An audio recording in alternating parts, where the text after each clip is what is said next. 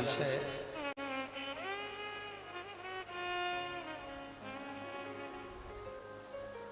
कभी मौका लग जाए, सारी दुनिया के लोग तुमसे कह रहे हैं तेरे घर में पितृदोष है, 1 रुपए कमाते हो 1.25 रुपए खर्च होता है, मानसिक टेंशन बना रहता है।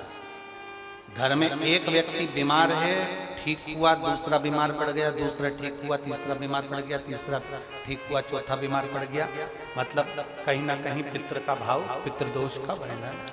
किसी ने कहा तुमसे कि तेरे यहाँ पितृदोष है, तूने ब्राह्मण को भोजन करा दिया, पिंडदान करा दिया, तर्पण करा दिया, तिलांजलि करा दी, गया जी का श्राद्ध कर दिया, हरिद्वार चली गई, वहां पिंडदान करवा दिया, ब्राह्मण भोज करवा दिया, तिथि पर भोजन करवा दिया, सब कुछ करवा के देते। अब एक काम और करके देख, एक काम और करके देख लो।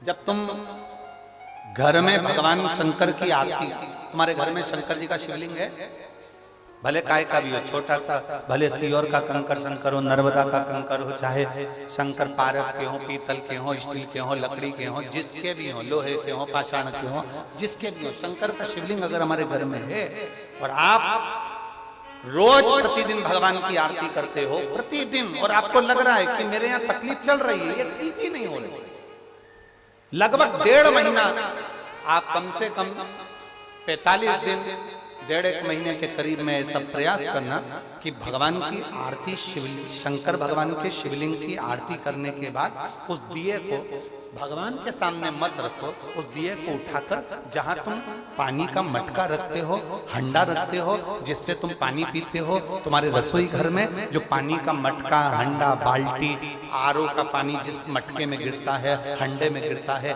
जिसको हमारे यहाँ पितरों का स्थान कहते हैं, उस स्थान पर, उस मटके के पास में, हंडे के पास में, उस बाल्टी के पास में, जहां रसोई घर में पानी रखते हो, उस रसोई घर में पानी जहां रखते हो, उसके पास में उस दिए को भगवान के सामने नहीं रखना। आरती उतारने के बाद उस दिए को ले जाके सीधे परिंडे के पास में, उस हंडे के पास में, मटके के पास में उसको रखो।